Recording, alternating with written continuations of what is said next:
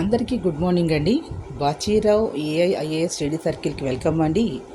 ఈరోజు మన వీడియోలో కరెంట్ అఫైర్స్లో ఎకానమీ సెక్షన్లో భారతదేశం ఆర్థికంగా అభివృద్ధి చెందింది, కానీ ఏ ఏ రంగాల్లో అభివృద్ధి చెందింది, ఏ రంగాలలో ఆర్థిక అసమానతలు ఉన్నాయి, భారత్ ఐటీ సమాచార రంగంలో ముందు అంజలో ఉంటూ ప్రవాస భారతీయులు ఐటీ సెక్టార్ నుండి మన దేశానికి విదేశాల నుంచి విదేశీ మారకాన్ని అత్యధికంగా పంపిస్తూ ఉన్నారు.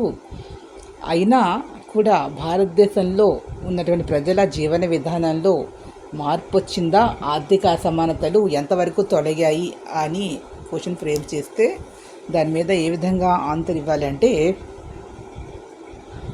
భారత ఆర్థిక వ్యవస్థకి గత 2 సంవత్సరాల నుంచి, అంటే గత 20 సంవత్సరాల నుండి సమాచార సాంకేతిక పరిజ్ఞాన రంగం ఐటీ, విదేశాల నుంచి స్వదేశాన్ని భారతీయులు పంపుతున్నటువంటి డబ్బులు, ఐటీ ప్రవాస జమ అనేటటువంటి దేశానికి విదేశీ మారక ద్రవ్యాలు చాలా అత్యధికంగా సమకూడుతూ ఉన్నాయి. అదేవిధంగా లక్షల్లో ఉద్యోగాలు సృష్టి కూడా జరిగింది. అంతకుముందు చాలామంది నిరుద్యోగులుగా ఉండేవాళ్ళు. ఐటీ అనేది వచ్చిన తర్వాత చాలామంది మధ్యతరగతి వర్గాల వాళ్ళు, పేదవారైనటువంటి వారు ఉన్నత మధ్యతరగతి కింద ఒక ధనవంతుల కింద మారారు. అదేవిధంగా చిన్న చిన్న ఇల్లు ఉండేవి, ఐటీ సెక్టార్ వాళ్ళు పెద్ద పెద్ద ఇల్లు కట్టుకున్నారు. సో కొనుగోలు శక్తి అనేది పెరిగింది. అంటే ఇక్కడ భారతదేశంలో కొన్ని ప్రాంతాలలో, అంటే ఈ ఐటీ సెక్టార్ అనేది కొన్ని రాష్ట్రాలకే పరిమితమైంది కాబట్టి ఆయా రాష్ట్రాలలో ప్రజల కొనుగోలు శక్తి పెరిగింది. అక్కడ ఉన్నటువంటి భూములు రేట్లు కూడా పెరిగాయి. అక్కడ పరిశ్రమలు కూడా కొన్ని షాప్స్ అనేటటువంటి చాలా వచ్చాయి కాబట్టి వీళ్ళ వల్ల ఐటీ మీద ఆధారపడినటువంటి ఇంటద్దుల వల్ల ఆధారపడుతున్నటువంటి వారు, అదేవిధంగా చుట్టుపక్కలటువంటి కొన్ని వ్యాపారాలు పెట్టుకుని ఈ ఐటీ వాళ్ళు ఇచ్చేటటువంటి డబ్బులతోనే జీవిస్తున్నటువంటి వాళ్ళు కూడా ఉన్నారు. కాబట్టి పరస్పరము ఒక రంగం ఇంకో రంగం మీద ఆధారపడుతూ ఉంది అనేది వాస్తవం. కానీ అలా అని దేశంలో ఉన్నటువంటి అందరూ అభివృద్ధి చెందలేదు, అందరికీ కూడా అధిక ధనం అయితే లేదు అనేది వాస్తవం. భారతదేశం నుంచి ఐటీ సేవల ఎగుమతులు 2023-24 సంవత్సరంలో $19,400 కోట్ల ఉంటే, బెంగళూరు, హైదరాబాద్, పూణే, ముంబై తదితర నగరాల్లో ఐటీ సంస్థలు 54 లక్షల మంది పనిచేస్తూ ఉన్నారు. ఇక ఎవరైతే అన్ఎడ్యుకేటెడ్ ఉంటారో, స్కిల్ లేనటువంటి వాళ్ళు, అన్స్కిల్డ్, ఇలాంటి వాళ్ళందరూ, అంటే గ్రామీణ ప్రాంతాల్లో ఉన్నటువంటి వారందరూ కూడా గల్ఫ్ దేశాల్లో కార్మికులుగా వెళ్తూ ఉన్నారు. కొంతమంది సిలికాన్ వ్యాలీలో ఐటీ నిపుణులు ఉన్నారు. అదేవిధంగా వీరందరూ కూడా స్వదేశానికి పంపినటువంటి విదేశీ మార్గద్రవ్యము 2024-25లో $13,546 కోట్ల చేరుకుంది. అంటే ఎగుమతుల ద్వారానే భారత్ ఎక్కువ విదేశీ ద్రవ్యం ఆర్జించింది. కానీ ఈ విషయం ఎవరికీ తెలియదు. 2023-24లో భారత్ సరుకుల ఎగుమతుల ద్వారా $43,700 కోట్ల విదేశీ మార్గద్రవ్యాన్ని ఆర్జించింది. అంటే భారత సరుకుల ఎగుమతుల్లో పెద్ద వాటాగా 26.7% ఇంజనీరింగ్ వస్తువులు ఎగుమతులవి.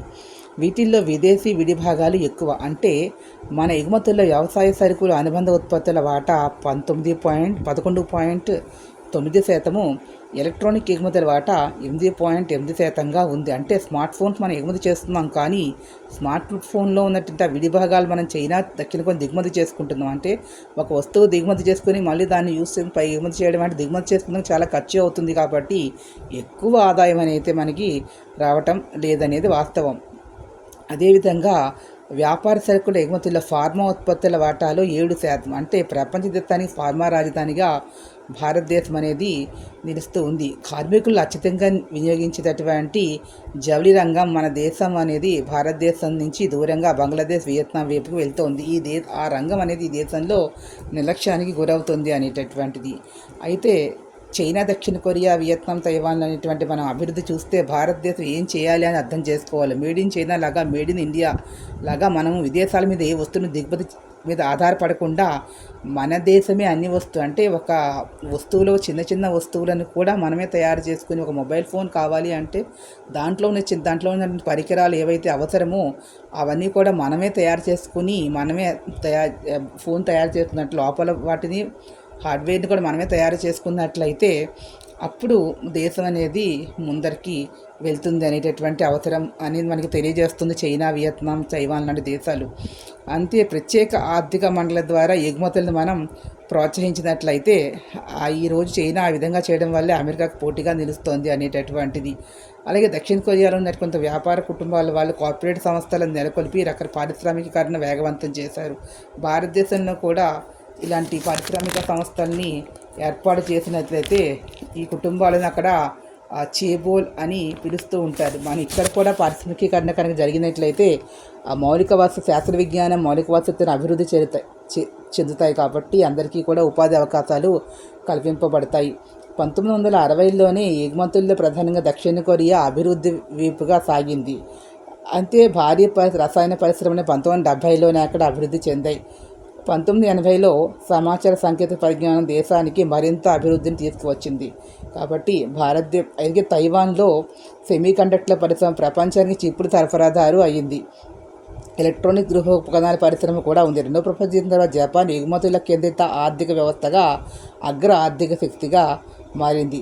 అలాగే భారతదేశం మాత్రం వ్యవసాయ ఉత్పత్తులతో పాటుగా వియత్నాం దేశం కూడా వ్యవసాయ ఉత్పత్తులతో పాటుగానే పారిశ్రామికను కూడా ఎగుమతి చేస్తుంది.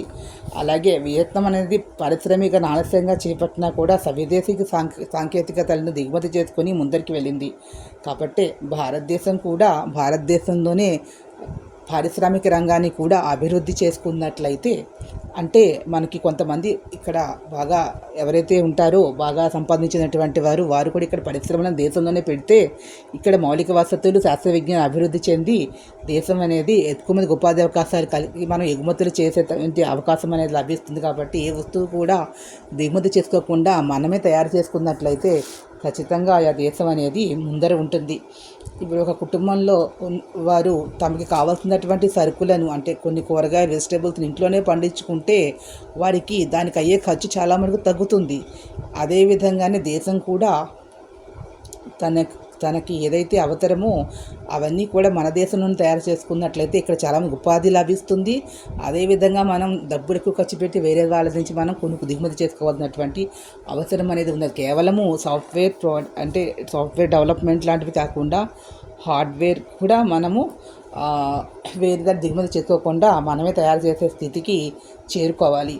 దీనివలన భారతదేశంలో ఐటీ రంగం అనేది భారీ ఉపాధి అవకాశాలు కల్పిస్తున్నా కూడా కార్మిక శక్తిలో కొంతమందికి మాత్రమే కల్పిస్తోంది. ఎందుకంటే భారీ పరిశ్రమలు లేకపోవడం వల్ల. అదేవిధంగా ఎక్కువ మందికి అవకాశం ఉంది వ్యవసాయ పారిశ్రామిక రంగాలు అనేవి అంతమందికి ఉపాధి కల్పించలేకపోతూ ఉన్నాయి. తూర్పు ఆసియా దేశాల మన భారతదేశం అని జౌలి, చిన్న పరిశ్రమలు, ఆహార శుద్ధి వంటి రంగాలను ప్రోత్సహించినట్లయితే ఉపాధి అవకాశాలు పెరిగే వాటిని నిర్లక్ష్యం చేయడం అనేది ఒక మైనస్ పాయింట్గా చేయడం వెనకబడిపోయింది. అదేవిధంగా ఐటీ రంగం మీదే ఆధారపడడం వల్లనే మనకి పూర్తిగా మనకి గల్ఫ్ దేశాల నుంచి అక్కడ పనిచేసే కార్మికులు కూడా వారి ఆదాయాన్ని వాటి కుటుంబాలకి ఇక్కడ పంపిస్తూ వారు అక్కడ నుండి కూడా విదేశీ మారక ద్రవ్యం అనేది భారతదేశానికి వస్తుంది. కానీ ఎక్కువగా రావడం అనేది జరగటం లేదు. ఇప్పటికీ కూడా ఈ వ్యవసాయ రంగం మీద ఎక్కువ మంది ఆధారపడడం, పారిశ్రామిక రంగం అభివృద్ధి చెందకపోవడం, వ్యవసాయ రంగంలో మనకి లేటెస్ట్ టెక్నాలజీ అందిపుచ్చుకోకపోవడం వల్ల తక్కువ ఆదాయం ఉండడం. కాబట్టి ఈ గ్రామీణ ప్రాంతాలలోని చాలామంది చదువుకున్న వాళ్ళు నిరుద్యోగులుగా ఉండడము, సరైన ఉపాధి అవకాశాలు ఈ దేశంలో లేకపోవడము, అందరూ కూడా ఐటీకి మారకపోవడం. అందరూ ఐటీ చదువుకోలేరు కాబట్టి కేవలం ఐటీ వారికే ఉద్యోగాలు వచ్చాయి. కానీ ఐటీ కాని వారు ఇలా మిగతా వారి మధ్యన తీవ్రమైనటువంటి వ్యత్యాసం అనేది మనకి కనిపిస్తూ ఉంది. కాబట్టి మనం ఇక్కడ భారతదేశం ఏమి చేయాలి పారిశ్రామిక రంగాన్ని అభివృద్ధి చేసుకోవాలి. హరిత ఇంధనం వైపు పర్యావరణానికి మేలైనటువంటి ఇంధన ఉత్పత్తిని భారతదేశంలోనే చేపట్టాలి. తయారీ రంగాన్ని కూడా భారతదేశంలో అభివృద్ధి చేసినట్లయితే భారతదేశం అనేది నిలకడగా వృద్ధి సాధించి సామాజిక అసమతను తొలగించుకొని భారతదేశం అనేది మానవ అభివృద్ధి నివేదికలో ముందర ఉంటుంది. దేశ అభివృద్ధి కాదు, దేశ ఆర్థిక వృద్ధి కాదు, ప్రజల యొక్క అభివృద్ధిలో కూడా ముందర ఉండి అసమానతలు అనేటివి తొలగిపోతాయి. ఆర్థికపరమైనటువంటి అసమానతలు ఎప్పుడైతే వస్తాయి, సామాజిక పరమైనటువంటి అసమానతలు, ధనము లేకపోతే విద్యాపరంగా, వైద్యపరంగా, అదేవిధంగా ఇక ఆరోగ్యపరంగా కూడా వెనకబడిపోతారు. కాబట్టి ఉపాధి అనేటటువంటిది అందరికీ కలగాలి పరిశ్రమలు అనేవి ప్రారంభించాలి, పర్యావరణానికి మేలు చేసేటటువంటివి అనేటటువంటి విషయాన్ని ఇక్కడ మనం అంటే అభివృద్ధి చెందింది, ఇంకా చెందవలసినటువంటి అవసరం అనేది ఉంది అనేది మనం ఇక్కడ చెప్తూ ఆర్టిఫిషియల్ ఇంటెలిజెన్స్, మెషిన్ లెర్నింగ్ సంబంధించిన టెక్నాలజీ కూడా మనమే ఇక్కడే కనుక పరిశోధనలు చేసినట్లయితే మనకి ఇంకా ముందరికి వెళ్ళడానికి అవకాశం ఉంటుంది క్వాంటమ్ కంప్యూటింగ్ విషయంలో కూడా. కాబట్టి పరిశోధనలకి కేటాయింపులు ఎక్కువ చేయవలసినటువంటి అవసరం ఉన్నదని పాయింట్ నోట్ చేయాలి. ఇలా ఒక 10-15 పాయింట్స్, ఇంపార్టెంట్ పాయింట్స్ మన ఎగ్జాంపుల్స్తో రాసినట్టే మంచి మార్క్స్ స్కోర్ చేయగలుగుతారు. సో ఈ వీడియో మీకు నచ్చినట్లయితే ప్లీజ్ సబ్స్క్రైబ్ మై ఛానల్. మరిన్ని కొత్త వీడియోతో ముందుకు వస్తాను. Thank you to all.